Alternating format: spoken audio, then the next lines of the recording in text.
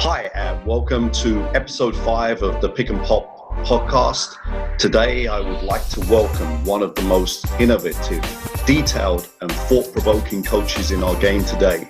He has had huge success with the national underage teams and now is working full-time with Reading Rockets Division 1 team and their academy. Please welcome Coach Alan Keane. Well, Coach Carboletto, much appreciated. I love what you're doing with this podcast. I'm all over every episode you've published so far. So I'm hoping I can keep up the standard that you've set with the previous guys. No, I'm sure I know you're going to keep up with that standard for sure, because you are someone I wanted to get on very, very early in this series because you have just a unique approach to coaching, such a dedicated approach to becoming a next level elite coach, which has taken you in so many different directions. And so I really want to get this going, and so that the listeners and the viewers can really understand more about you as the person and as a coach and your journey. Sounds good. So let's, as always with almost all of the guests, let's talk about how you got into the game of basketball. What were your early influences? And then what transpired from the love of the game of basketball, and then starting, getting into coaching and seeing that was going to be something that you really wanted to pursue as a kind of lifelong ambition. Well, I've got a very close friend of mine to thank for this, Coach, for getting involved in basketball. And it started when I was about 10 years old. We had it would be the equivalent of NBL 1. So my local town, 2 Americans per team. But we used to pack the place out. Like, you get 1,000 people into a venue that shouldn't have no more than 200. If you came 45 minutes before the game, you wouldn't get in to watch the game. I promise you this. Any Irish people listening to this, they'll be at my generation, they'll be or older, they'll be smiling. If you didn't turn up 45 minutes before tip-off, you weren't getting into those games on a Saturday night. Now, this was a town, Coach, where we had, people would describe it as a one-horse town. It wasn't a city, and it was a real community base. And a friend of mine brought me along to one of those games when I was about 10 years old. And we got in there, and I remember sitting front row, sitting on the floor, actually. And that was captivating. It was absolutely captivating. It was 2 Americans at the time, Gerald Kennedy was one. I don't remember the other guy, but I just remember leaving that going, to hell with soccer, to hell with Gaelic football. This is my sport. And I knew it from 10, 11 years old. So as it turned out, I ended up playing for that team at the age of 15, which was really a dream come true for me as a kid. Sure. And that was my entry to the sport. From there I played for a local club. And I had a coach at that club at under 15, Shawnee Burrows, who to this day still is an inspiration for me to coach in the way I want to coach.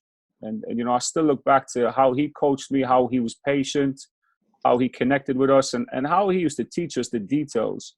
And I still don't think I'm anywhere near the level he was when he coached us as kids. And I'm looking back at it now with an adult mind and, a very clear picture of how he was with us. So that was a massive influence early on. Moved to the UK to become a teacher. From there, I jumped around a couple of junior clubs. One was Felton Warriors, started down there because it was local. Did a camp with Steve Bucknell in the summer, Bucknell Essential Skills down in Crystal Palace, and that opened up a whole new world for me. Here was a kid coming from a young man at the time, a one-horse town in Ireland, as I described to you, and then I walk into Crystal Palace, and you've got a guy who played for the Lakers and played for Dean Smith at North Carolina. And I was in a bit of awe with Steve Bucknell at the time, actually. And me being Irish and very straight talking, I had a conversation with him, and I said, he said, I'm running a camp next week, a Lewisham Thunder camp, if you want to come down. I was like, yeah, I'll be there, but how much are you paying? That were the next words I said. And he started laughing, and we made a connection right away because he was like, right, I like you, you're a straight talker. So I came down, did a camp for him. And, when you do those camps, you get to know people better. And we had some wonderful conversations. Ended up going to Lewisham Thunder for a few years, coached their junior team, had a really good relationship with Steve. And after that, I went to Greenhouse Pioneers and did a few years there. But in the mix of all that, Coach, I started doing some regional stuff. Started working with the London regional team, the London regional under 13, under 15 for about 5 years. Steve Alexander, I've got a lot to thank Steve Alexander for. He brought me into that system. He interviewed me for a job. Him and him and Kevin Cadle actually were interviewing me. That was incredibly, for me, that was kind of awe-inspiring as well. Here's a guy I used to watch on Sky Sports every weekend, coaching the Great London Towers. And I'm like, man, this guy's interviewing me for a job. For me, that felt big time. I felt like I was on a big stage with Kevin Cadle interviewing me. Wonderful. So I did the regional team for a couple of years, had coached some really good players who came through that system, Josh Steele and Calvin Kintu, Carl Wheatle. So a lot of these guys went on to play for the GB senior team. Now, actually, Dwayne Latier, those kind of guys, had great success with those guys because they were really good. I was just trying to not screw it up, to be honest. These kids were fantastic. They were the best kids I ever coached at that age. And then from there, it just kind of opened the door to the national team. And at this time, I really appreciate that. That's a very short, potted history. But at this time, where were you gaining like basketball knowledge and some basic philosophy stuff from? Were you like just picking from every person you could find? Were you watching other coaches in action? Where were you getting your first kind of, because that's a big jump from just playing. I know in Ireland, I want to shout out to the Irish basketball community here. I know the teaching is really high level. They don't get the credit. Of course, the actual raw material maybe is a little bit less than what it is in GB or in London, UK, but I mean, teaching-wise, they've done a great job there. So were you gaining some of your basketball experiences from that early basketball experience, or were you, finding new coaches and developing new relationships? Well, I was very lucky, actually, Coach, to have Coach Russ Bradford come over to Ireland and coach our Super League team for 2 years. And Russ was an assistant coach to Don Haskins at University of Texas El Paso for 15 years. So when you have and I was at that stage, I was already interested in coaching. I was playing, not as much as I'd like to have played, but I was on that roster. And already I was generating an interest in coaching. And he was a big, for me, kind of role model, the kind of, a future I wanted. I liked what he did. Like, he was in control. He was just a great coach. And he really inspired me to continue to take another step. So, being around people like him, picking his brain, asking him loads of questions, even as a player at the time, I was probably asking more questions about coaching than playing. And I came over here and I just surrounded myself, I think, with good people. Like, the choice to join Lewisham Thunder was because of Steve Bucknell. Absolutely. And I'm thinking, this guy's played for the Lakers. This guy's played in Europe for like a long, great, successful career. He was knocking on the door of the national team at the time as an under-18 coach. And I just would surround myself with those kind of guys. Junior Williams, another guy I gravitated to. When I was in London early on, I just tried to gravitate to as many people as I could. I remember I came down and watched you coach. You won't remember that because I was sitting in the stands when you were down in Hackney. And just being around people, I wanted to learn. I was a sponge coach, and I still am. That's the reality of it. I'm just trying to find ways I was always trying to find ways to learn more. And I still got a thirst and a hunger for that. That's never going to be satisfied, really. Absolutely. We'll get on to that a little bit later.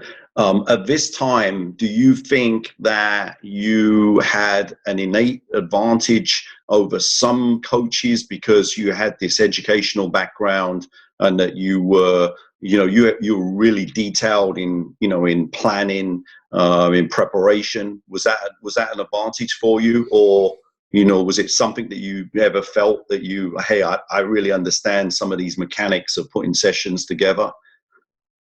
I'm not sure I thought that way, Coach. I don't think I did think I had an advantage over people. Did I think I had?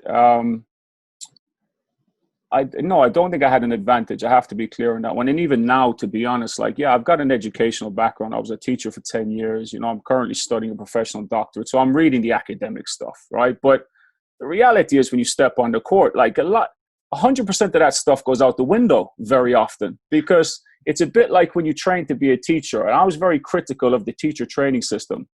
When I was training to be a teacher, and then they put me into a school in Harlington Community College, and I walked in there on my first day, everything that they taught me went out that window. Sure. Between differentiation and classroom management, equality. I was trying to survive. I was drowning in an environment using my instincts to survive to get through that week. And to be honest with you, it's very similar with coaching right now still. Sure, the academic stuff, sure, the planning, the preparation, that stuff helps. But nothing helps you more than doing and learning from those experiences. Like, just jump in. And I've always felt that way, Tony. I think that's been one of my strengths. I don't know if I'm ready for it, but I'm jumping in there with 2 feet. And if I need to be saved, someone's going to pull me out, because I'm going to call somebody. I'm going to gravitate to someone to pull me out. But the doing was the big part for me. And I think that's helped me more than any teaching background or any academics, I say that to almost all of the young coaches. I mean, we stress so much to players for repetition of skills, repetition, getting on the court, working on your game. As coaches, we can work on our game from an academic perspective, i.e. watching videos, reading books, talking, etc. But eventually you have to get on the floor and you have to earn your reps. And that doesn't just mean in a practice environment. I felt that one of my biggest advantages was coaching thousands of junior underage games, in that 1990s period when I was starting to go. I was coaching everything, London League, under 15s, under 17s, 19s, as many games as possible. And you get a real good feel for, a lot of things that happen in the dynamics of the actual game. Do you know what? That's the thing. I find that over this quarantine period, like, we've done so much, haven't we, Coach? We've done so many things online, so many Zooms, this, that, and the other. And now for example, we've got a young coach with us at the academy, and he's awesome because he's a sponge. But he's yet to find out that all that theory you learned over the past 6 months, by the way, that's probably going to make you fall over more times than you realize, because you're going to go in there with a preconceived idea that this is how it's done. But then a player is going to say something or do something, or something's going to happen. That theory you learned, you don't have an answer for that one. This is not a linear process. No. And I think the ability to adapt and adjust to what's in front of you in that moment, for me, that's one of the biggest skills. And I'm still learning that, Coach. Sure. Like, I can't do that as well as you can. You're light years ahead of me with that stuff. Why? Because you're more experienced. Yeah. And it comes from experience, doesn't it? Yeah, exactly. And one of the things that I learned from, and I love that attitude that you have about throwing yourself into the deep end, is that sometimes, we see a drill, we see a play, we see a philosophy. We're not sure whether we can put it onto the floor. Then we put it onto the floor and we realize, sometimes you've got to be able to be, strong enough to realize, hey, one, I'm not teaching this well enough, or two, this isn't working, and we've either got to backtrack or we've got to junk it, or move on or analyze why it didn't work.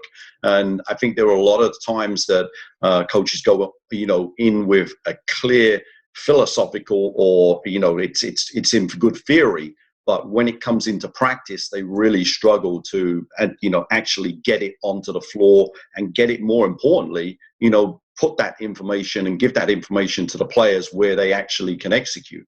Yeah, definitely. You talked about, sorry, before you go on there, Coach, you talked about, with all the junior coaching you did back in the 90s, and you coached. I was lovely listening to your previous podcast, because as much as I enjoyed listening to Curtis and enjoyed listening to Ian and the rest of those guys, it was really nice. You shared a lot about yourself in those episodes, and it was really interesting to hear what you've done in your journey in those 90s with the junior coaching loads of junior teams and this, that, and the other. And I find, I don't want to speak out of turn, but I'm going to say it anyway. I find a lot of the younger coaches I'm talking to, like, at this point in time, don't understand that. Like, you've got to get out there and coach community sessions, coach summer camps, coach under 12s, under 14s, under 16s. Let me tell you something. When I went down to Lewisham, Steve Bucknell got the under 18 national team head coaching job. And I thought, you know what, here's an opportunity for me. Like, I'm an opportunistic person when it comes to getting better at coaching. And that's the only thing, because everything else in the world, I'm pretty bad at putting myself forward for. But when he got that job, I said, you know what, here's my in to see more high-level coaching. So I said to Steve, look, can I come and watch the camps? And he was like, absolutely. Where's the first one? It's in Manchester for 4 days. I live in London, West London. I drove, because I wasn't on that team. I drove up there Monday morning, stayed there for 8 to 12 hours, watched the camp, drove home, got up at 5 a.m. and drove back there again on Tuesday. Went home, went to sleep, got up Wednesday morning, drove back again. I drove to Manchester and back 4 days in a row just to watch Steve Bucknell coach the England under-18 team when they had people like Ross Wilson, I don't think he's playing anymore. No. He had guys like Jamie Batish came over from Australia. Devin was about 2 years young playing on that team. It was incredible. It was really, and my message is like, when I speak to a young coach, what sacrifices have you made? Well, I've done this. Well, that's not enough. You got to do that for 10 more years. You got to do that for 5 more years, you know? So at this early stage, let's talk about like you said, you've gone past gone past Greenhouse. You're working with Lewisham. You're in the London regional system. This is where you're just about to get into this kind of national pathway process. What would you say? First, your coaching style, and secondly, what were a couple of the key philosophies? Were you, really aggressive defensively? What were you transition offense? Or it was just a little bit of everything? Well, it was probably a little bit of everything, trying to figure it out. Now, I like some of my practice sessions, I was just using those sessions to trial stuff. I'll be honest, mate. I did some bad coaching, trying to get better at coaching. And I would see somebody do something. I would try to do it in the practice session just so I could have a run at it, just so I could see if is this something I can coach or try to get better at coaching it. But in terms of my style of coaching, I was very aggressive. Like I was hands-on. I come from a Gaelic football background where, you go into those change rooms at halftime in a Gaelic football match and it's, the walls shake sometimes, the walls are shaking. So, and I coached very aggressively, I feel, early on. And I don't think it was to the point where it was unacceptable. But I think for some players, it probably hurt them. For some players, they didn't cope with it too well. And I did that because I had been coached that way, Tony. Steve was a big influence on me, and Steve was very, very, very hard on the players, but I felt in a positive way. Like I felt he got the best out of them. And I remember being in the changing room with him at the Future Stars tournament, and my God, he had me feeling like I wanted to run through that wall. Yeah. But like I don't think every player in that room felt that way. And that was part of the problem. I feel like maybe 6 or 7 of those guys, like they're ready to fight tooth and nail. The other 4 guys, maybe it was a bit too much for them. And I coach that way. I know it. And I still coach that way sometimes. I'll still go in there and the walls will shake because I feel that's what's necessary at that moment in time. But, that would have been very much my style of coaching. I was trying different stuff. I was very, in terms of the regional stuff, I felt these guys are the most athletic players in the country. So we're going to guard 96 feet for 40 minutes. We're going to play 12 guys and we're going to run and jump. We're going to trap and we're going to send 5 to the offensive boards. And we're just going to, and that's how we played in the regional tournament. The guys played with good skill sets. It wasn't just athleticism. I think that was the other bone I had to pick a lot. A lot of people were very critical of London players in the regional tournament. Oh, you just come up here and you win with athletes. Well, actually, Jules Christian, Joe Jr., Miles Smart, these guys were the most skillful players in these tournaments. Sure. They were the fastest, they were the most athletic, but they were also the most skillful. But me as a coach, I wasn't good enough at the time to utilize them to maximize their skill set. So we played a very aggressive style of game, and we were successful in terms of wins. I mean, to be honest with you, Coach, that's unfortunate that this has happened throughout for a long period of time. It happened with me. It happened with a number of London coaches. In that there were always there were always people from the north, from the Midlands, who would turn around and say, if you've got the best athletes, they're not skilled. My answer to them has never been, I've never said this to publicly, but I know for a fact that a higher percentage of our players played professional basketball and national team basketball than pretty much anyone else in this country. I still maintain that from my era, the 2 programs of Brixton and London Towers Juniors produced more national team players than anywhere else in this country. And that you don't just do that just because you roll the balls out and you have them run through brick walls. They've got to be taught skills. They've got to be taught tactics. They've got to be taught how to execute under pressure. And that always was disappointing. I understand why, but at the same time, slightly disappointing. Just going on from this now, let's talk about this regional pathway, because I think this is where if I'm correct, your career starts to really take off. You get into the regional pathway, and that starts leading into national teams. And I know that you've got some people that you really look up to and helped you in that process. Yeah, I mean, I've said his name already, but Steve was the first one. Steve Buckland was a big influence and very helpful. Andreas Kapoulis as well from Bristol was very, very influential with me as a coach, and still is to this day. I've taken a lot from Andreas. I worked with Andreas for about 5-6 years. We did about 2 or 3 years with the England under-15s.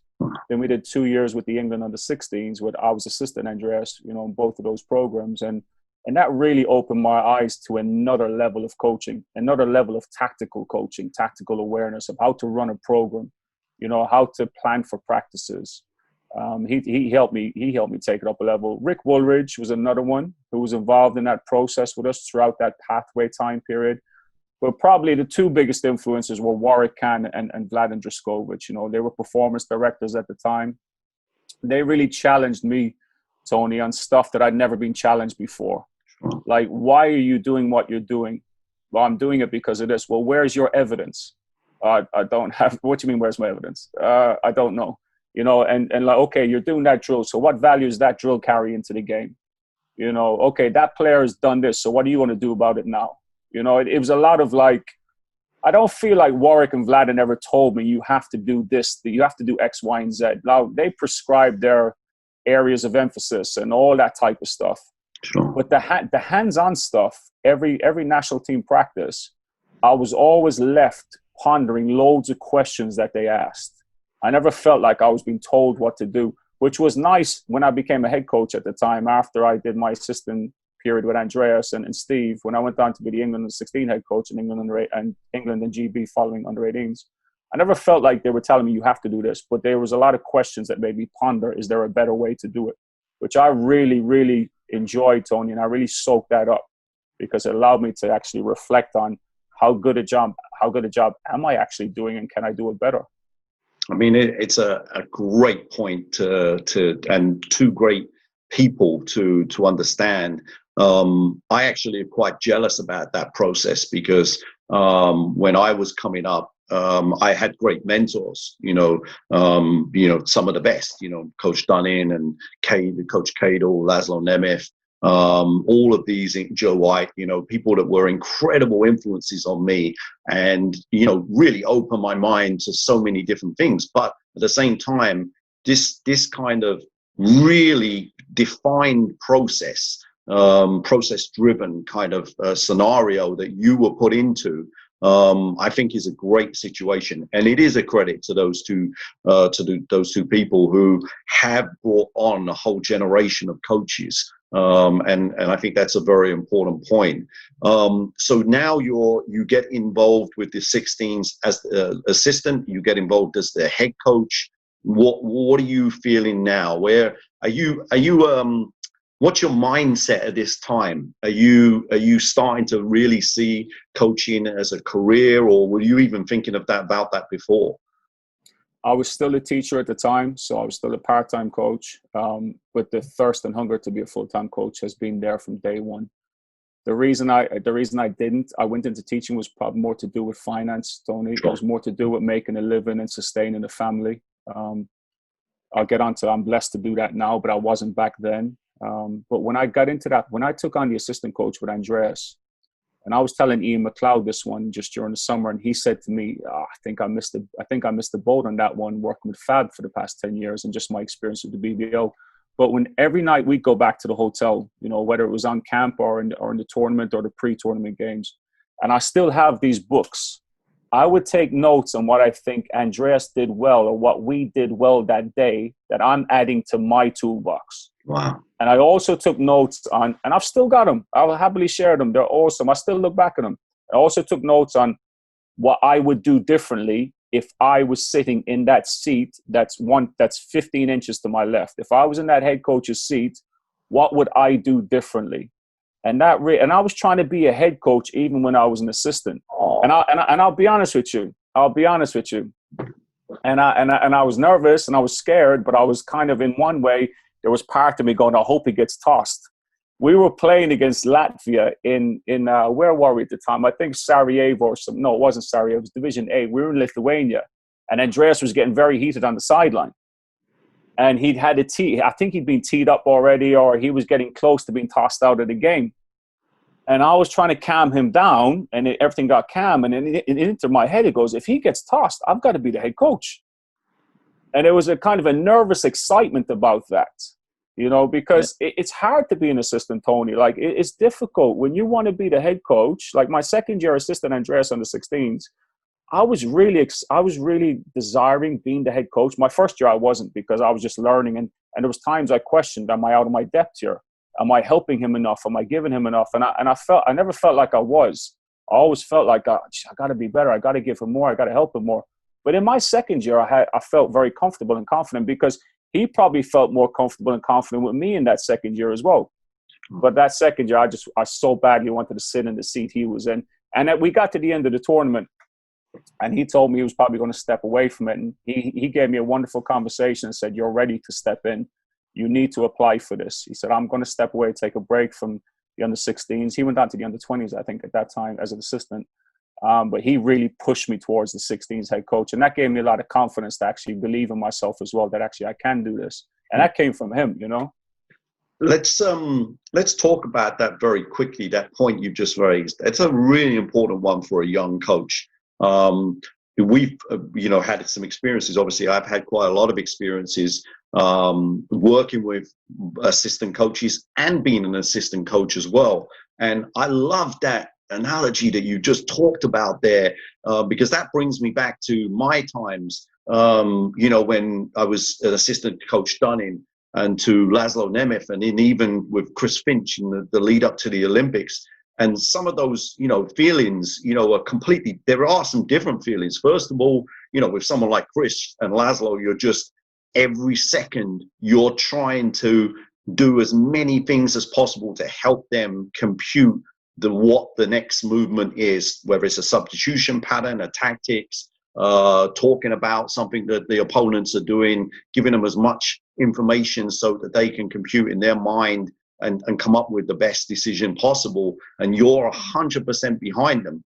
But I've also sat there exactly like you. I remember, and he won't mind, I'm sure, saying this, but Coach Dan Lloyd, when we were at the World Student Games, I was, an assistant. I was super hungry, and I was thinking that I could be the head coach. I was coaching at a really high level at that time. But at the same time, you're trying to give him that head coach as much information as possible. But you're also in another mindset saying, what would I actually do? Would I make a different substitution here without actually saying it in any verbal way? You're computing that in your mind. That's great stuff there.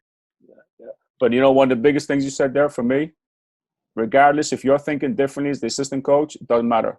Whatever that head coach decides to do, you back that 100%. 100%. You're on board. And I've had conversations with coaches in the past saying, listen, man, if you got a problem with it, walk away from it. Either back him 100% or leave the job. Sure. And I think that's been difficult for assistants, especially on the national team, Tony, because all assistant coaches on the national team are generally head coaches at their club. True. And now you put a different hat on completely, and it doesn't fit maybe, or you're not used to wearing it. And I've always been not critical, but I've always said to the Federation since the days of Warwick, I think we do a really, really poor job of supporting the assistant coaches in the national teams. We give loads of support to the head coach, but the assistant coaches get very little on how to be an effective assistant coach, because it's a different skill set. It is. And we're still not getting that right. I can tell you that. And we all know, I'm sure we've got some examples and stuff where, especially the way the game has gone now with the way that younger players think, it's really hard when you do not show 100%, behind the head coach, how that can, the players can feed off of that. And then you start getting this splintering in the team dynamics. It's such an important factor. And of course, the most successful teams have that beautiful harmony between everyone, between all of the staff, between all of the players, which we all try to get.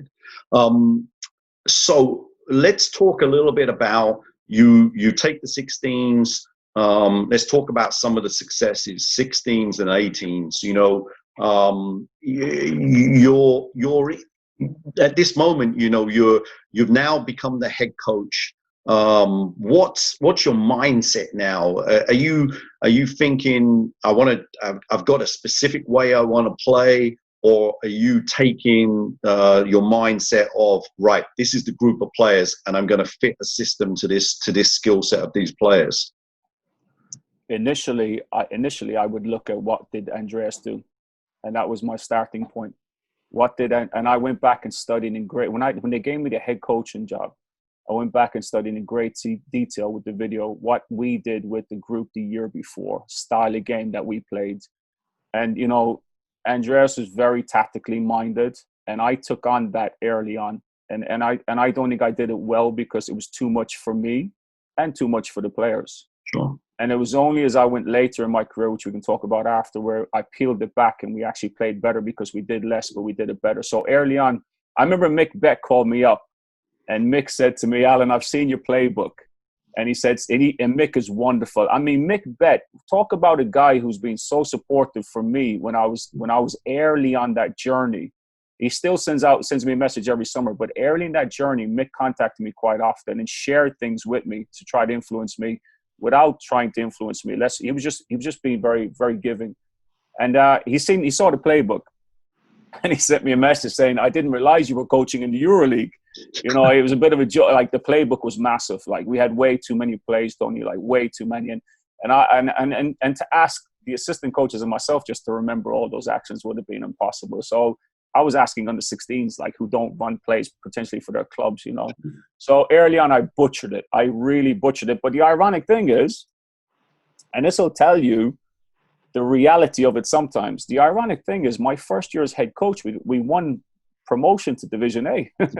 We got a bronze medal. We played Montenegro in the semifinal, who went on and dominated the whole tournament. And it was a tied game at halftime. They pulled away from us in the second half.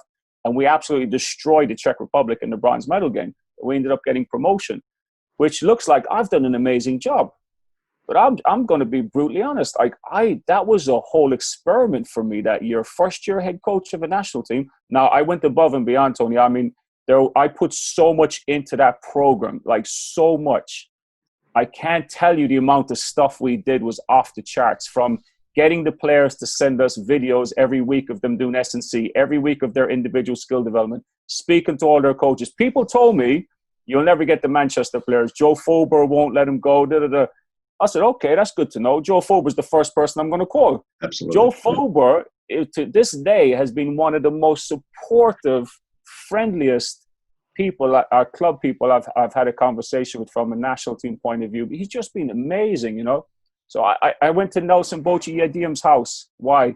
Because they said Nelson wasn't going to play for the national team. Okay, I hopped on a train, went up to Northwest London, called his coach, said, Coach, can I meet with you and Nelson and Nelson's mom?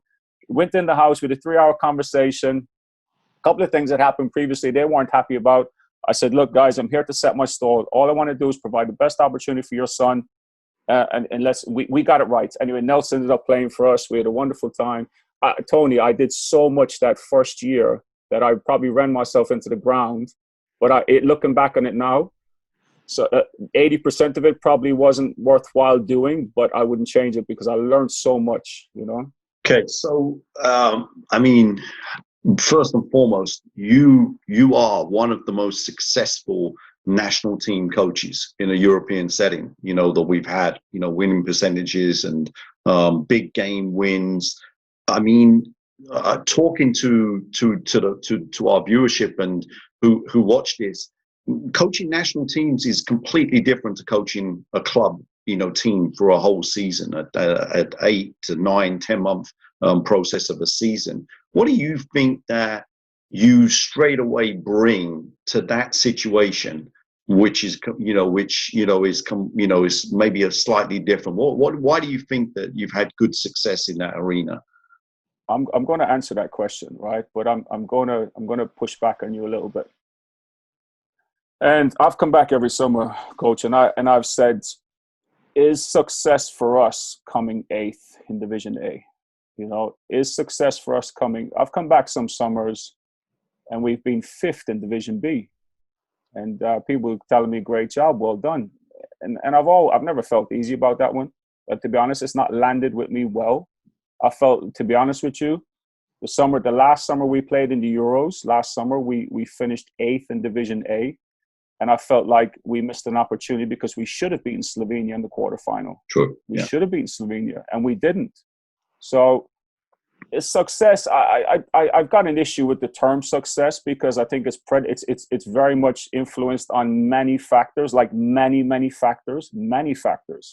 So actually coming 5th in Division B, going back 5 years ago, was great success. Why? Because the federation gave us 3 or 4 days to prepare. No. And we went out there, Russia, who went on to win it, beat us on the buzzer in the quarterfinal. But we came 5th in Division B. I think we did better that year than we did 2 years ago at Division A when we came 8th, and everyone's thinking it's wonderful. Now, I don't want to sound like the pessimistic one. It's great that we're in Division A, and it's great that we're getting to the top 8 of Division A. But I felt like we missed an opportunity the last 2 summers, even though we finished top 8 Division A. So the definition of success, I'm not saying you're wrong at all, Coach, but it kind of lands a bit differently with me when we talk about national team. But let's say why have we done well? Okay, we've done well because I felt like we've maximized everything we've got. I felt like they've given us, I remember years ago, Alan Keane to me said, look, there's been a lot of cutbacks. You're only going to have 4 or 5 days practice and 2 games. I said, okay, that's what you're offering me, right? Well, you're giving me this, but I'm going to stretch it to 10 days and 4 games. And he said, and we would go back and forth, and I wouldn't accept it from him. I said, Vladan, I'm not accepting 4 days preparation, 2 games. You know that. You know me by now that I'm not going to accept that. Well, he said, you've got 4 days in Manchester or whatever it is. I said, I'll tell you what we'll do, Vladan. We'll go to a private school in Surrey where I know that we can get 10 days there, but we'll have to sleep on blow-up beds on the court. Sure. And we'll have to get the local community to contribute food, and we'll get the local club to help. Hey, mate, we were washing the dishes after every practice, and I'll tell you what, Tony, we never had more fun as a group because we stayed on blow-up beds. We got food donated by the local community. This sounds horrible for a national team. I hope this is not going out to any if the federation looking for sponsors, but like we got the community to donate local food, and we washed the dishes as a team. We dried the dishes as a team. We set the tables. We tidied away the tables. It was a wonderful building environment. But that was me again going, no, I'm not accepting that because we can find ways to make this better. So I think we've had success, as you said, because we've maximized everything we've had as much as we can, including my role as a head coach, the assistant's role as assistants, the physio, the strength and conditioning. What we've asked the players to do from the month of September till July when the tournament is on, like we were getting ready for the European Championships.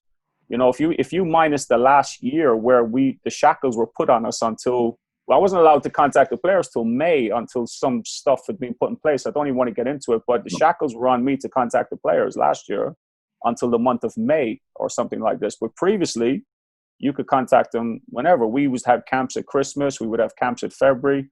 So we were able to contact the players from the get-go. So I would make the national team a 10-month journey. It wasn't a 6 weeks journey. It wasn't a 2-week European Championship journey. For us, the Euros was won and lost between the months of September and when we got on the plane to go to the European Championship. And we would do, including the staff. Like, I remember saying to Ian McLeod's first year with us, I was like, well, look, you don't know me, I don't know you. I said, how are you going to deal with me during a game when I turn around and tell you to shut up and sit down, or what you've just told me is crap? I'm not having that. How are you going to deal with my emotions? And he was like, I don't know. I said, well, here's how you're going to deal with them. We're going to get to know each other better than you've ever known any coach in your life. And I said, we're going to start by critiquing each other's practice. He was like, what do you mean? I said, I want you to send me one of your practices on video, and I'm going to send you one of mine, and you're going to critique mine. I'm going to critique yours. So we turned each other inside out. By the time we got to the Euros, whenever I was being an idiot on the sideline or I was over-emotional and I needed reeling in, he had no problem doing it because we knew each other really well. So we did loads of stuff, Tony. I can't even begin to tell you. No, And we could it's really something, for a year two of this podcast where we can actually show the viewership some of the stuff you do, which is absolutely incredible. And I want to get to that a little bit afterwards, because I think it's a unique approach. Let's talk. When did you first start engaging with Mark Bennett and the PDS system, and how did that kind of come into your coaching philosophy? And talk about that journey. Vladan put me on a course with UK Sport going back, whatever it was, 10 years ago. He put me on a course for about 18 months. Actually, it was quite intense. So and part of that course was you would get a mentor from. It wasn't a sports specific mentor. So we had to do like a speed dating thing, Tony, where we went in a room and they had all these like mentors. Mark happened to be one of them. Most of these guys had either coached at a Rugby World Cup or coached at the Olympics or been an Olympic athlete. These were high level people, high level people. So you had 5 minutes with each one. You move around and you get the usual conversation. When I got to Mark, I was like, what's asking him some questions. I thought, man, this is the guy I need, because he's not going to, there's going to be no fluff with him. Like if we agree to do something, I'm going to be held accountable to get it done. So I chose Mark, and I was the only one out of 20 people that chose Mark actually as my mentor. Everybody else chose somebody else. So I chose Mark, and he came on board and mentored me for that 18 months program, which was a lot of like watching me coach. He came to a couple of national team camps. It was a lot of him getting into me review myself about, the value I was bringing to those practice sessions. And it was no tech tack whatsoever. It was all about my coaching behavior, my coaching style, and the environment I was setting.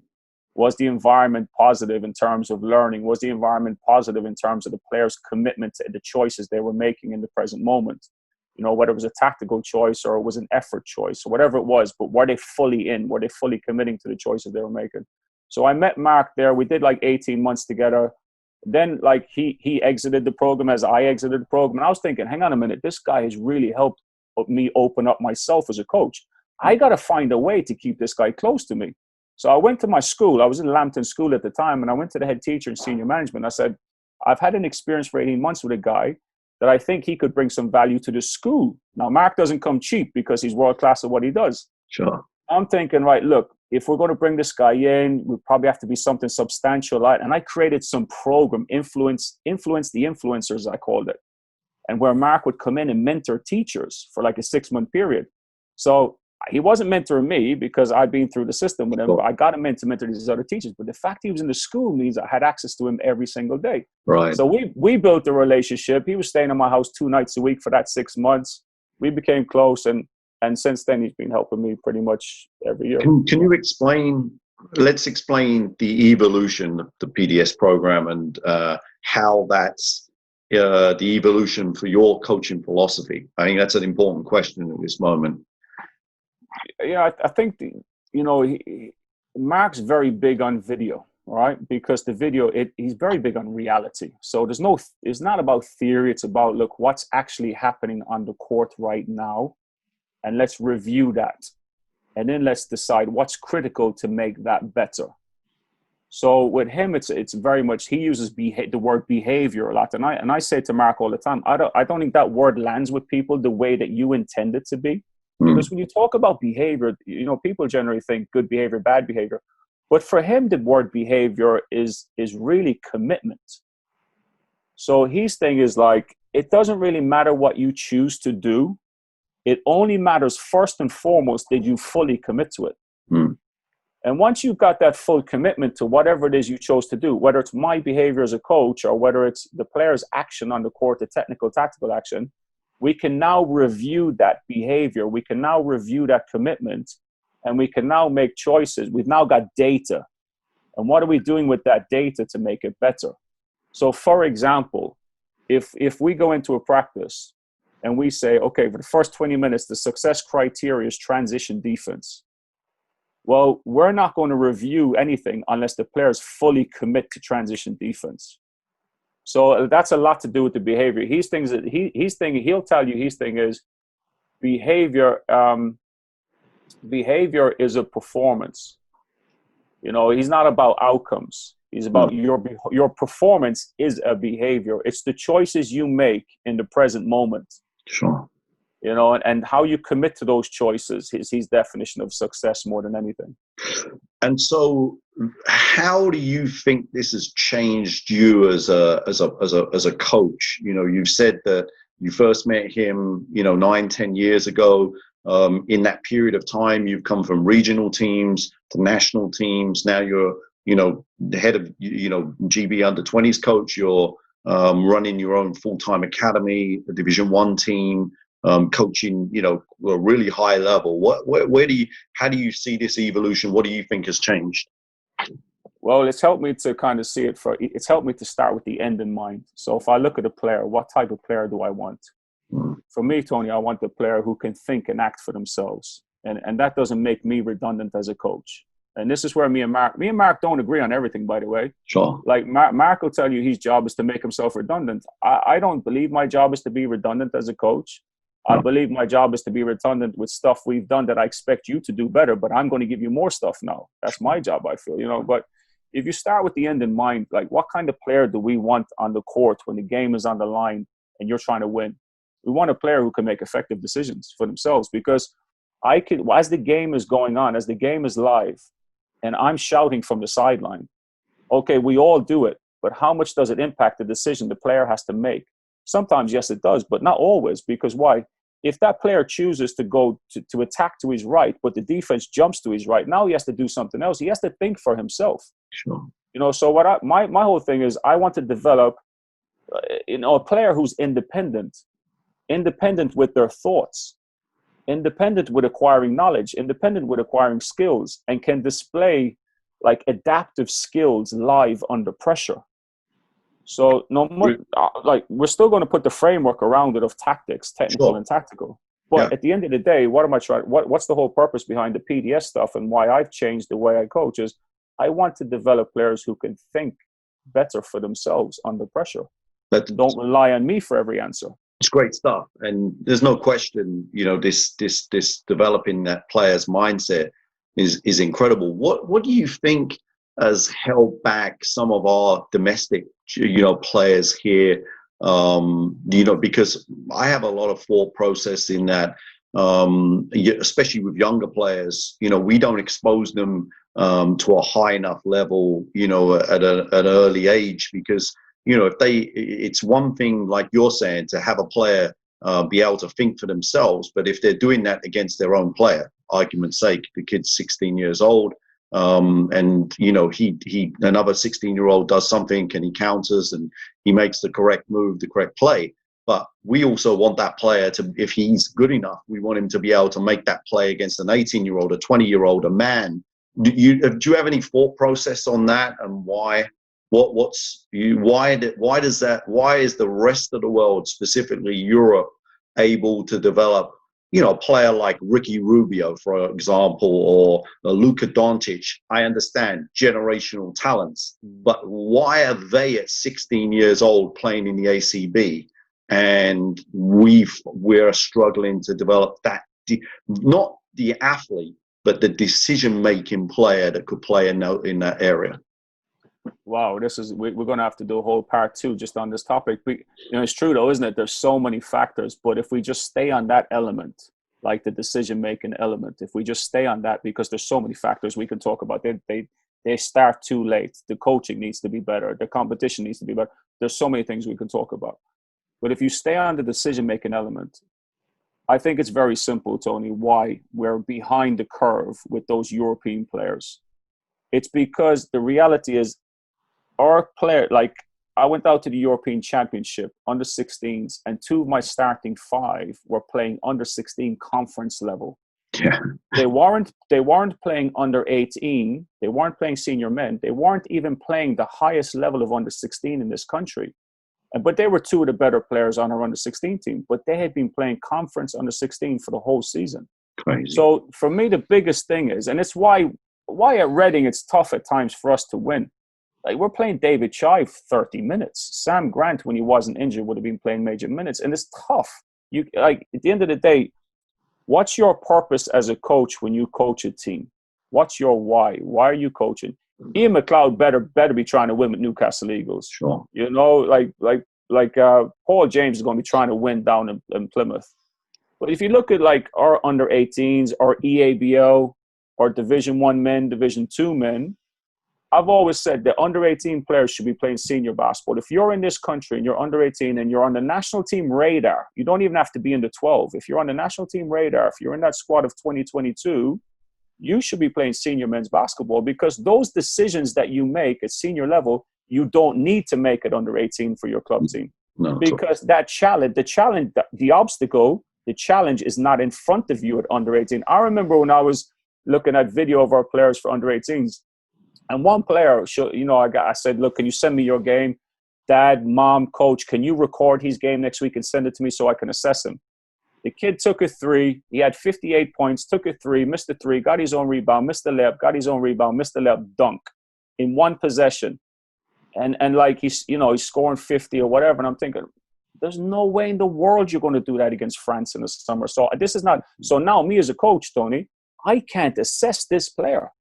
I can't assess, is he good enough for national team, because the competition he's going against doesn't challenge him to make better decisions. And you can't critique the player. It's not the player's fault. We can't critique a kid for that. You know, the kid scores 50, he feels good. He's only doing he's only playing what's in front of him. I think as us as coaches, we have the responsibility to put the players into positions or put them into environments or situations where it's challenging physically, but it's challenging mentally. Sure. It's challenging from a cognitive perspective. Absolutely. And to be honest, if you look at what a fantastic talent like Cameron Hildreth has done this past year, Cameron Hildreth tore up Division 1 men. It's funny. It's funny where there's synergy from my laptop to your laptop, because I was just about to talk about Cameron Hildreth, and I was actually going to say, he tore up Division 1. He really should have been the starting point guard for argument's sake, Surrey Scorchers for Korea or for Bristol. Potentially maybe not the starting point guard, but certainly backing up and playing 20 minutes a game with his talent. But that's another story, and that's the structure of how our game is at this present time. But I do think that a talent like him, he would have been at 16 years old, he would have been playing on an ACB roster almost, in that respect. So yeah, it's crazy. Well, he doesn't have to be a starter, but he would be an important player on most BBL teams in this country. And you know what? You give a great example about ACB. Jacob Round, who Cameron is more talented than Jacob, from my opinion, and that's just an opinion. Jacob was on the ACB roster when he was under 18, playing with the national team. He'd also been on the roster for 2 or 3 games of the ACB.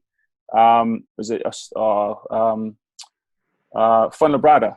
When he was at Fuenlabrada, he sat on the bench for 2 or 3 games, and he practiced with the ACB every single week. Sure. And Cameron's better. No, there's no difference from Dan Clark and Joel Freeland. Both of those two at the super young age were at the back end of the benches. Even though Joel went to Gran Canaria, the academy, he was also loaned to Gran Canaria ACB team at that time and played a few minutes as a younger player. So there's no doubt on that. Let's talk. I just briefly want to touch on this subject. I think we would have to spend more on it, but like I said, I think that you are such an innovative thinker. I said this to you on a number of occasions. You completely view the game and you think out of the box into problem solving, tactically, how you engage with your players. What just describe a little bit about this? What is there anything that you've gone to? Is it a different sport? Is it just an educational background? What makes you think in this way? Because you definitely think differently to a traditional basketball coach. Wow, I don't know. But I'll tell you this. When I walk in the gym, I don't think I'm the expert, Tony. I'm not the expert in any gym I walk into, and I don't care if it's the EABL team, if it's an under 14 team, or if it's a GB senior team. I'm not the expert when I walk in there, and I go with that mindset. and I want to build learning. So I want players, when we teach, when we coach, when they're learning, I want to build learning from the experiences of those guys in front of me. So I'm not going in there thinking, right, I've got all the answers here. And that's, maybe that philosophy will change in the future, but right now I feel like the best teacher I have to help somebody get better are the guys I'm teaching. So I ask the players loads of questions because I want to establish their baseline. Where are you on this journey of learning how to defend an off-ball screen better? I want to have a true understanding of what they know before I just verbally vomit on them. Because otherwise, if I go to a Carl Wheatle and try and teach Carl Wheatle about how to defend an off-ball screen, Carl Wheatle probably knows 90% of what I'm going to say to him. So why am I just boring him and wasting his time? Whereas if I go to an under 14, trying to teach them how to defend an off-ball screen, all that 90% will be all new to them. So I build learning and I start my coaching from the experiences that they've had already. And I need to know what experiences they had. What's their baseline? And that's... Is this the reason why you're always looking for feedback from the players, both verbally and also from I've seen some of the stuff that you send to the players, these daily checklists of whether they think they're doing something well, whether it's a tactic, whether it's technical, or whether it's even an emotional response. Is that something? Is that a combination, both physical and verbal? Sorry, from a off court and a verbal? It can be live. It's both. It can be live, and it's more effective when it's live, by the way, but it's harder to do. And like, if you're listening to this podcast, you're going to go, oh, do you know what? While the players are playing, I'm just going to start asking them questions. It don't work that way. You have to build them up to it, number one. And you have to understand the person that you're connecting with or communicating to, number two. And you have to understand their emotional state, number three. So, for example, it's easy to do it on the sideline. So, for example, we're doing this, I don't know, some defensive drill, okay? The first thing I will be, Tony, is I'll be very clear on the guys what success looks like. Success looks like, on this ball screen defensive drill we're doing for the next 25 minutes, success is this, guys. Number one, there's no airspace between the on-ball defender and the ball at any point in time. So you better do everything you can to stay connected to that ball handler. Number two, we're hard showing every time. So success there is, there's no gap. So very simple. There's no airspace from the on-ball defensive player, and there's no airspace from the guy showing until you're communicated to release. That's success. They're very clear on that. Okay, we drill it, we go 20 minutes, right? Stay with me. But I would also say, where does the next stage, which is the competition stage, i.e. the outcome? So you may have got the tactical outcome correct, but if they can't actually physically stop the score, whether it's in the first phase or the second phase, where does that play into your coaching philosophy? Well, that's the next phase down, isn't it? Because we can't ask them get to the top step if they don't come up the previous step. So for us, I'll keep it very simple. Success is that there's no airspace in this moment, in this example. So, and I'll continue to build on where you've just taken this. So I'll say to the guy on the sideline, okay, hey, how are we doing here? On a scale of 1 to 10, are we nailing this? Or no, coach, he's late on this. Okay, what have you done about it? I'm the anything coach. Well, then you need to go home because you're not helping us. So in other words, you need to use your voice. Use your voice. Help your teammate. Get involved. Boom. And then I'll say to the guys, if I call your name during this 5-on-5 segment, I'm not asking you for anything other than tell me that you nailed it. Or that, nah, coach, I got to be better. Because I want to know what they're thinking live during play. Not that they're just doing. Now, if you get to the next phase, which you talked about, let's say that we're defending it really, really well, but they get the ball out of their hands and the team scores. For that 20 minutes, Tony, I couldn't care less that they've scored. I'm only scanning for and observing what we agreed success was for those 20 minutes. Okay. Now, if we and here's where I call it, it's a critical checklist. So for this practice, what's critical? Because if I say in this practice, we've got to get better at on-ball defense in the ball screen. We've got to get better at the show in the ball screen. We've got to get better at the single tag. We've got to get better at the double tag. It's too much too soon for our guys. Oh. So I'm making a calculated judgment that for these 20 minutes, we're only getting better at the real estate where the action is taking place with the ball. Interesting. The tag guys, good luck for them. That's next week. That's 2 weeks. Do you know what? With our guys, it never got to that stage last year, if I'm being honest. It was that bad at times. So that's my whole thinking process behind this. And I think that's where I've evolved, to be honest, because 4, 5, 6 years ago, we're doing great. We're doing a great job with the on ball, and we're not doing a great job. So we're inconsistent, but I keep critique. I'm looking then at the other stuff. And you know what? Let me clear up one more thing, actually, Coach, if you don't mind. You know, you hear a lot about two-way coaching offense, coaching defense. That's absolutely fine. I'm not saying that I'm only going to watch the on-ball defense and the show in a ball screen. You know, we've got assistant coaches, Sure. and who can focus on something else. But we've also got this. We've also got what's previous learning took place. So if I'm focusing on defense as the lead coach on that court, and I'm the only one on that court, and the spacing on offense is poor, but I said success was defense. But if the spacing on offense is poor, and we've previously covered that segment and they were pretty good at it, if the spacing is poor, I'm stopping it and we're nailing that spacing because you guys now are making an effort not to get this right. Interesting. Having previously showed me that you can nail this. Now we're into unacceptable, you know. That's great. That's great coaching points. That's really tough to do at any level, you know, especially, you know, even the highest levels, what you're talking about, because like you've just said, you've defined a specific action that you're working on, you know, in that kind of part of that practice, and then you're actually changing on something. And do you think, just as a question, do you think the players wears on them that you're picking up on something else, or do you think that actually players, they really respect the fact that you're so detail orientated that this has to be done correctly? I love this question you've asked, you know, because it's stuff we don't talk about enough. We talk about the general stuff too much. What a great question you just asked. You're right. I think it does wear on the players. I think and that's where I'm still learning, Coach, that like, who can I scan and hold accountable to every detail, and who do I need to get a bit of more rope to, because they're not at the stage where they can deal with that pressure. And you can say you've lost players, you've lost them in the moment sometimes because it's too much too soon for them, for sure. And I think you've hit the nail on the head. And it goes back to, so what does it go back to? It goes back to how well do you know your guys?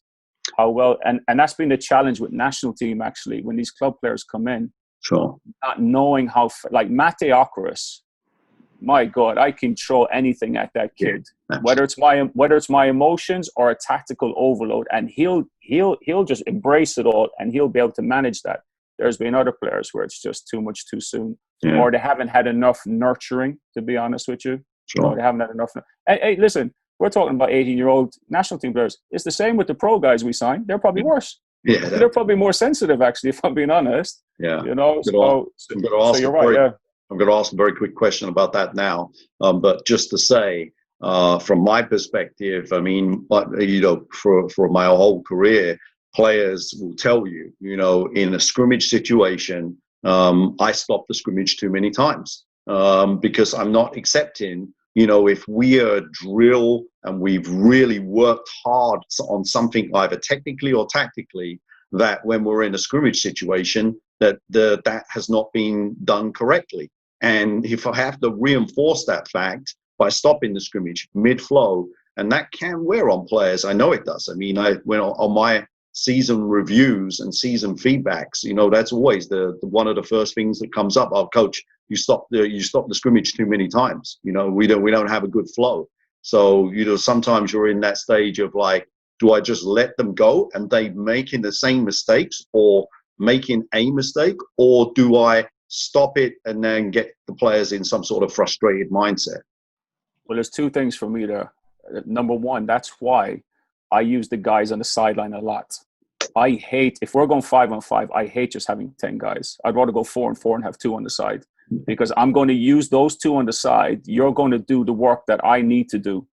And I'm not going to frustrate players, because I'm going to work on you developing your scanning, your analytical mind, and your communication, your ability to influence your teammates live under pressure. So very often, Coach, I'm now using those guys. Instead of stopping the practice, I'm going to those 2 on the side and I'm saying, hey, listen, that was pretty poor. What you think of that ball screen defense? That was poor. All right, well, if that happens again, it's not his fault, it's your fault. Right. Interesting. So I'm getting those guys now to be my voice, so I'm not wearing on the players, but because of my emotional state, sometimes I don't always get that right. I'll be quick to jump in too much.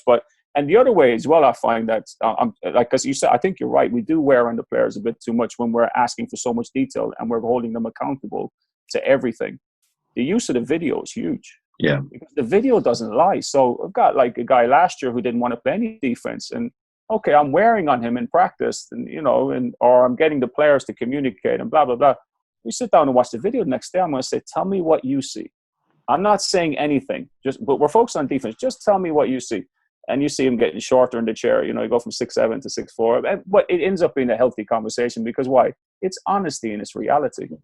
The only problem I'll say with that, at the highest level, the highest professional level, and it's always interesting to talk to EuroLeague coaches and NBA guys when they're really, you have to be now so have such a concerted effort to have the correct video clips. I'll give you an example. Last year, my best local player, in Japan, just kept on closing out in what I considered wrong angles. There's a lot of blow-bys, and literally every game review would have one or two of these clips in.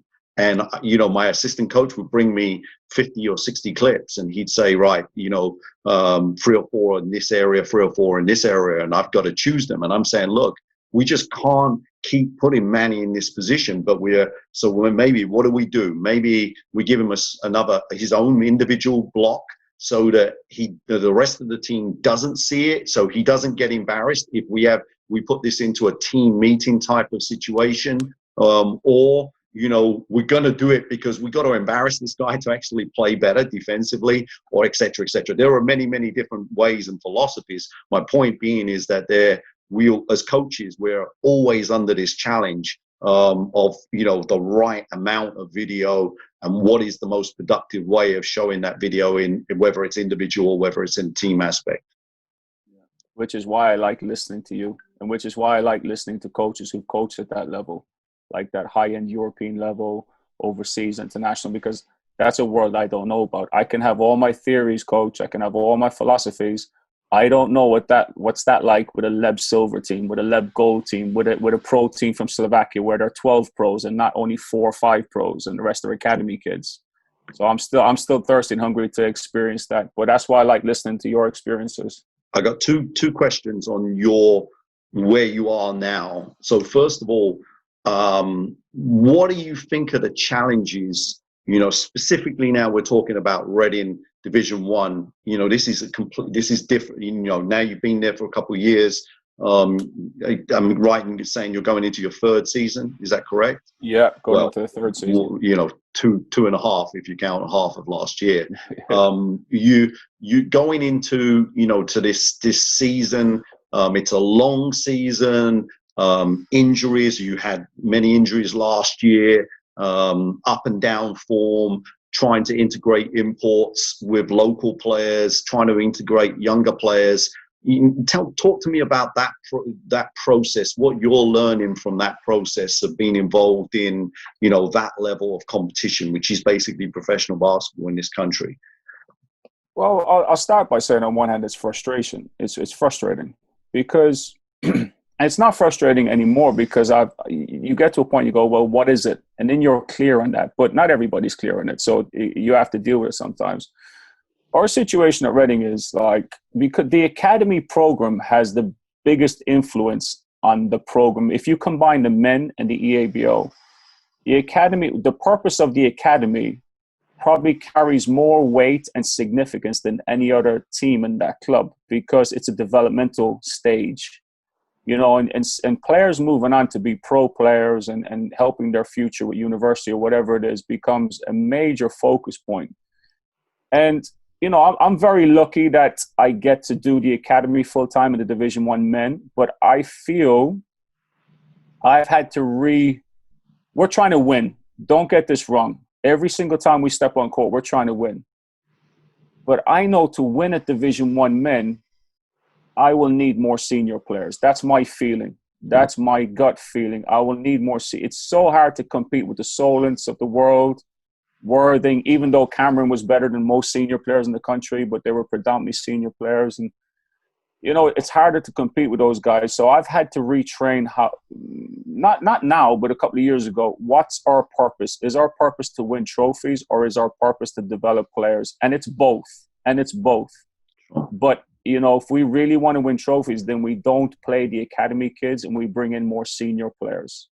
And that's the reality. And that doesn't always, it sits with me, Tony, but it doesn't always sit with me well, because I want to win. We don't want to finish seventh. We don't want to finish like knocked out of the first round of the playoffs. We want to get to the final. But I've got to remember what the bigger purpose is. And what the overriding goal is player development. Like, we've got a player coming to us next year, Reese Pinnock from Loughborough, who's a young kid, first-time pro, in terms he's out of university. Would we like to bring Reese back the following year? Yes, but would I like to see Reese move on to a bigger league and make more money?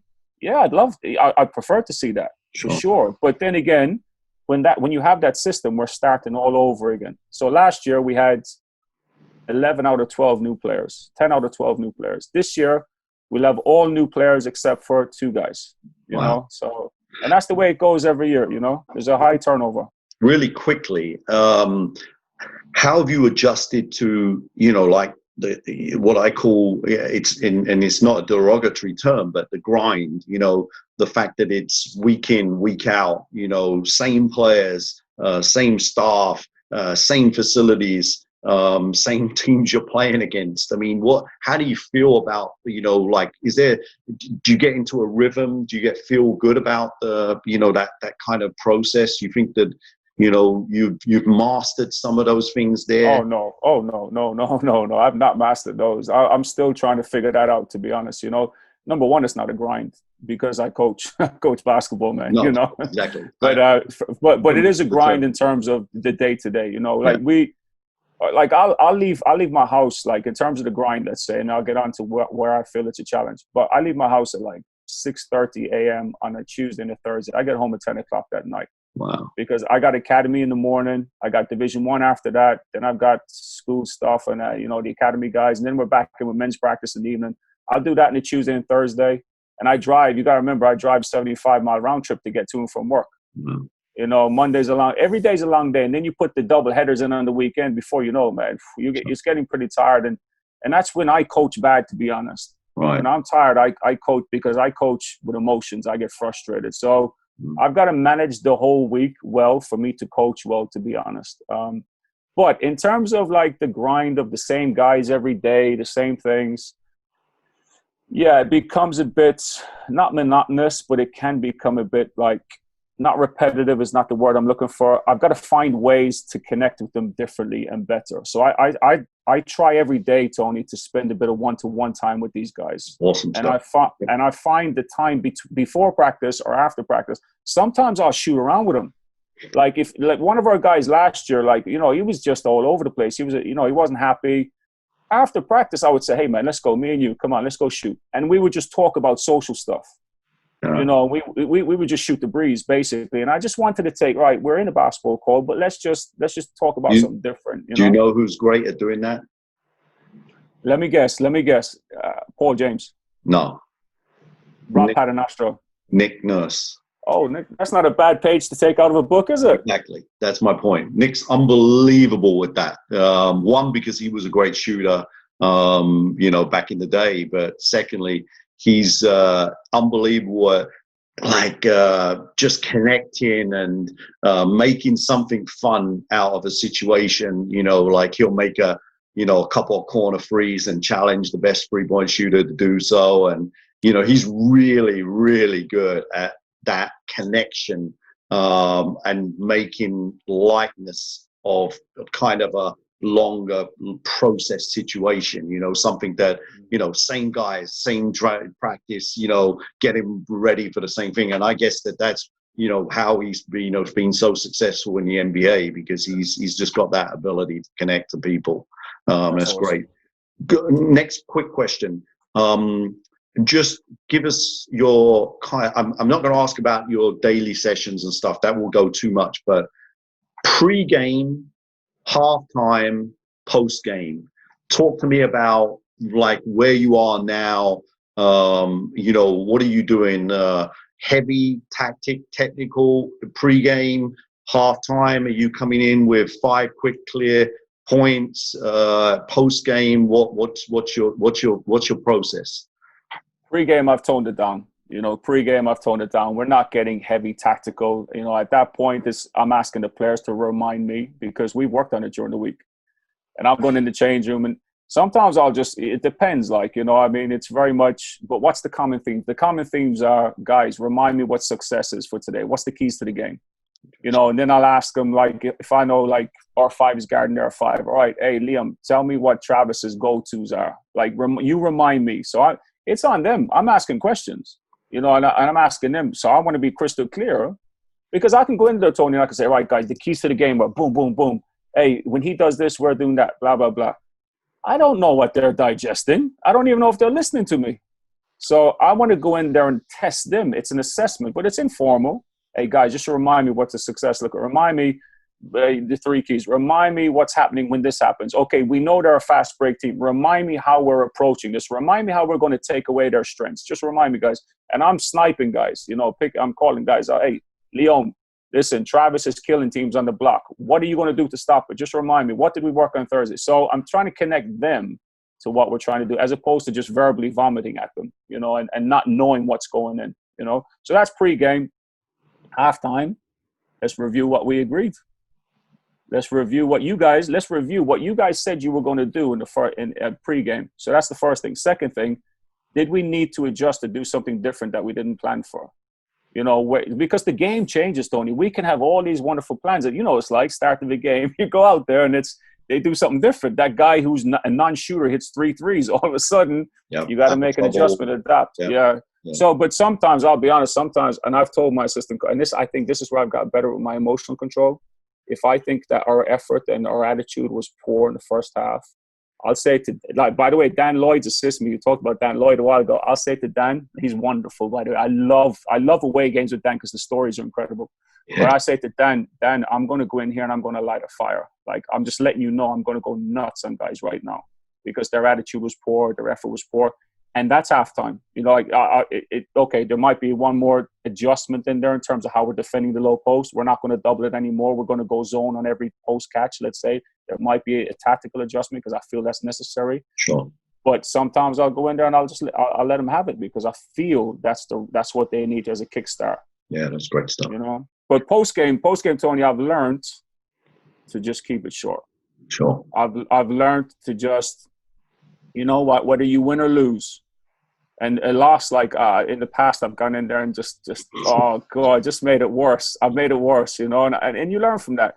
But I've learned now that the post, if anything needs to be done in detail, I'm doing it 24 hours later. Sure. Let me share one more thing.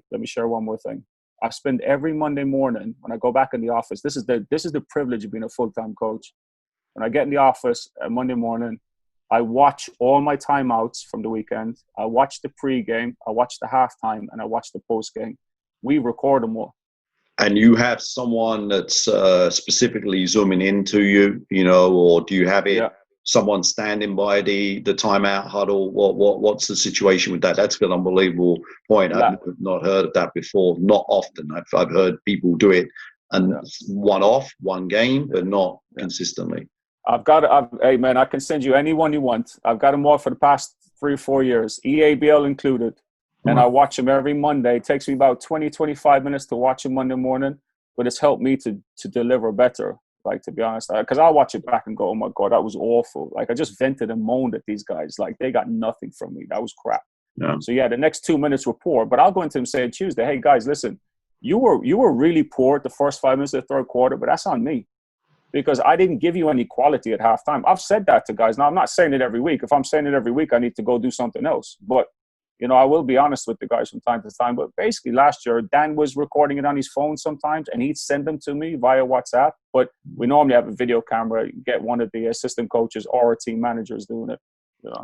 So let's move this on. I'm conscious of the time. And I'm going to ask this as the general question, but for specific this moment of what you've talked about, Why do you think that something so simple as what you've just described there, filming your timeouts, filming some maybe halftime talks, pre-game talks, maybe even how you're interacting with players. Why do you think that isn't in our coach education system here in the UK? Why do you think that people are not talking about it? Why is it that you're one of the few coaches that's actually doing this? But I would say maybe there is coaches doing it, but it's not. It's packaged differently. I don't know. It's not in the coach education, but I would say I've watched Lloyd Gardner coach, and I like how Lloyd coaches. And I think Lloyd does a great job in how he communicates with the players. So he may be doing some of the stuff I'm doing. It's just different because it's his personality and my personality. Why are coaches not recording practices? Why are they not making that type of connection? I don't know. I don't know if our coach education is equipped or packaged the right way in order to. I don't want to say the right way because it's right for me doesn't make it right for everybody else. Let's be honest. I mean, there's different ways to do this, but I just don't think we have the right coaching package in place just yet. And I think, what would make it better? Experienced coaches mentoring and supporting younger. I'm a young coach. Can I say that, please? 42. I'm a young coach. I'm eager and hungry and thirsty for someone to support me, not a Mark Bennett, because I've got that. Sure. I want what Vladin gave me. I want what Warwick gave me. And Antonio, I don't have that anymore. Like since Vladin left and changed job, I don't have somebody real other than my colleagues like Ian McLeod or James Veer when he was with the GB under 16s or Matt Johnson at Reading. I don't really have that support system around me anymore. And I feel like that's a disservice to me as a young coach who's hungry and thirsty to get better. So what do? I go out and make 150 Zoom calls a year for the past 2 or 3 years, just so I can hear your stories, or I can hear Bill Bezick's stories when he was coaching, or whoever, Ryan Pannone or whoever. So I think our coach education system, there's a lot to be done for sure. And I know they're trying to move in the right direction, but we have plenty of resources. Let's avail of those and maximize those and utilize those, And then finally, talking about British coaching fraternity, you have been one of the pioneers of trying to connect coaches together, upscale with knowledge, and diverse knowledge of that, not just, keeping it just X's and O's and even just basketball, philosophy. So what do you feel about the connection between our community? You still think it's fragmented, or what would you say that we should be changing? I would say that what you're doing here is a snapshot of what I want to say it needs to be. You're doing these podcasts. You've been great. You've reached out to me and offered your help to me so much. But I think our fraternity can be led from the top down.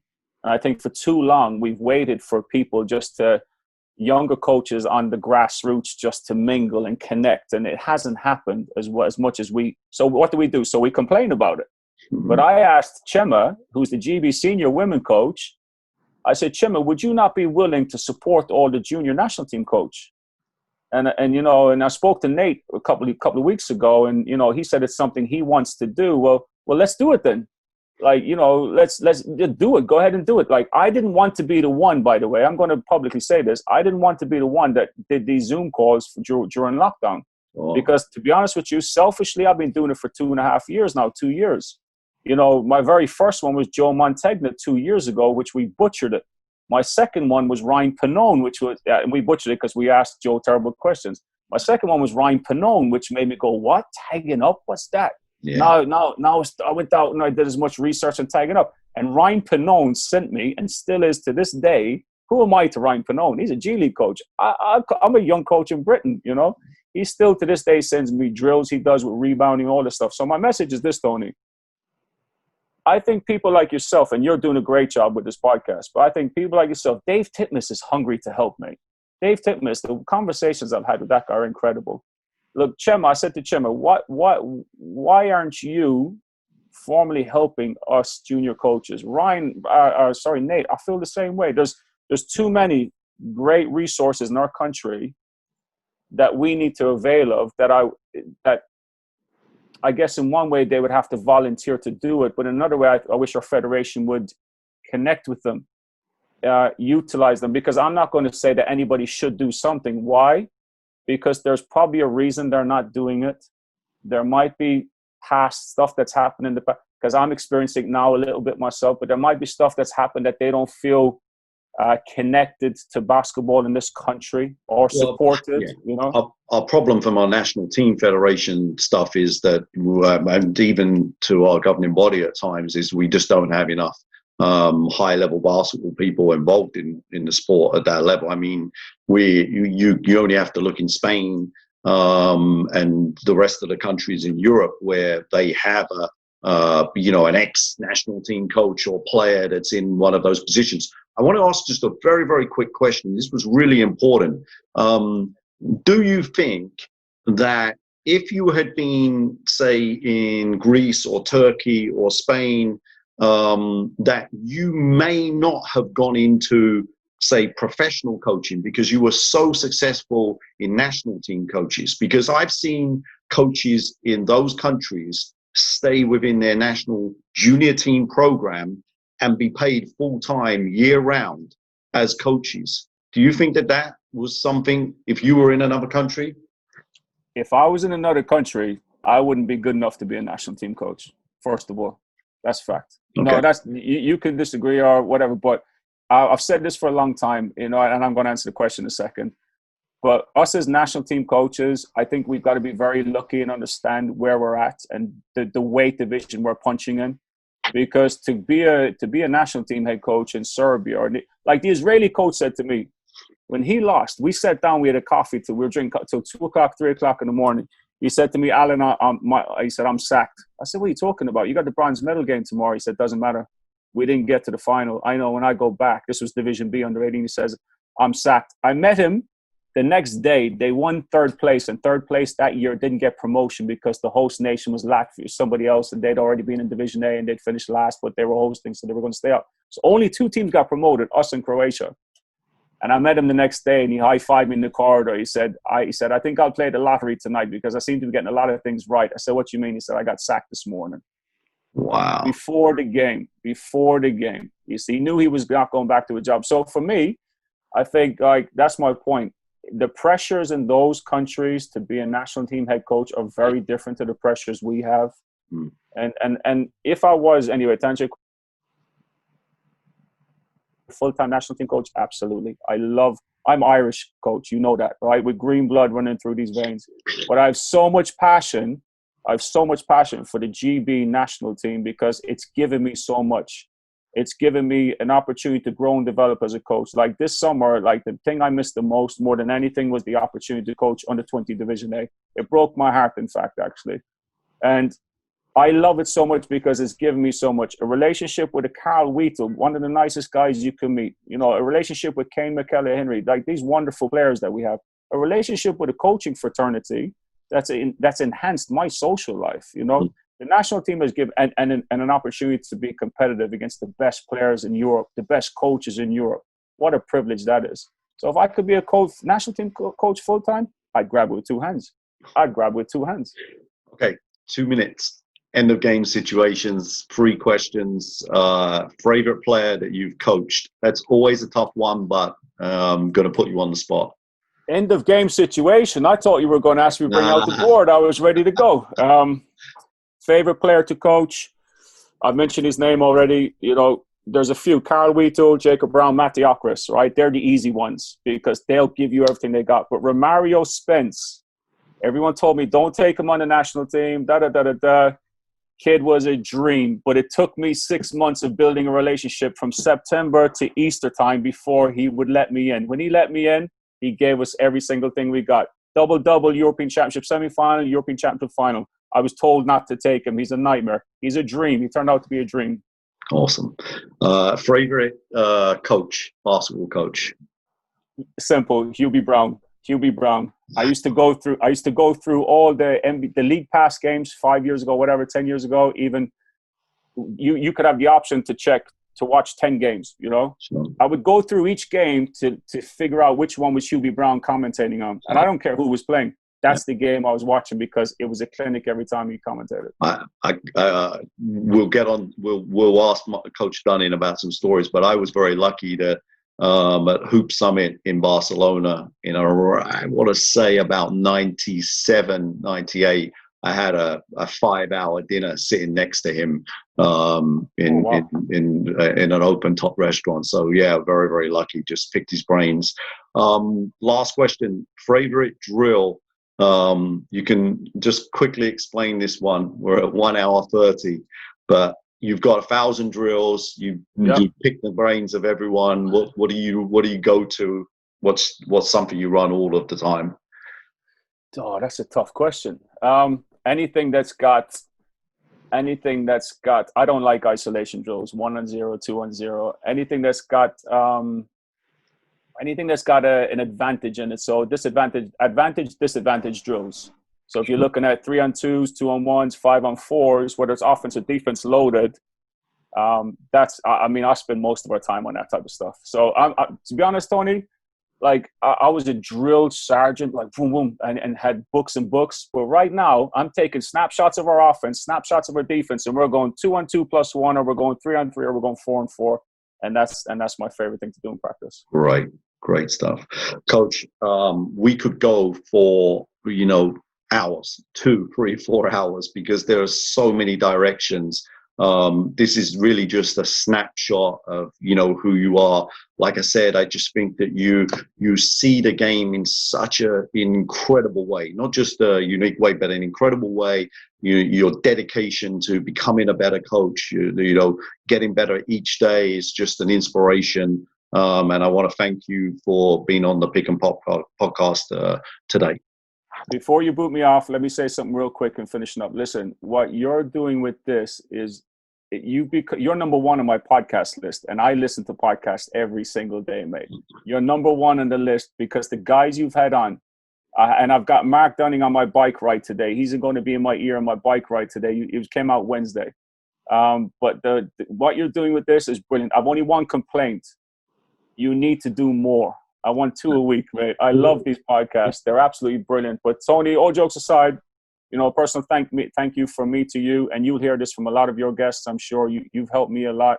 You reached out to me very, very early on, and you've been nothing but giving to me. And I really appreciate that. And there's a lot more I know I'm going to get from you as I navigate this journey of professional coaching and move on from Reading at some point. So appreciate you very much, buddy. Sure. Thanks so much, Coach.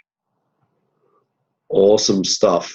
Sorry, Coach. Very quickly. Buddy. What I was going to say.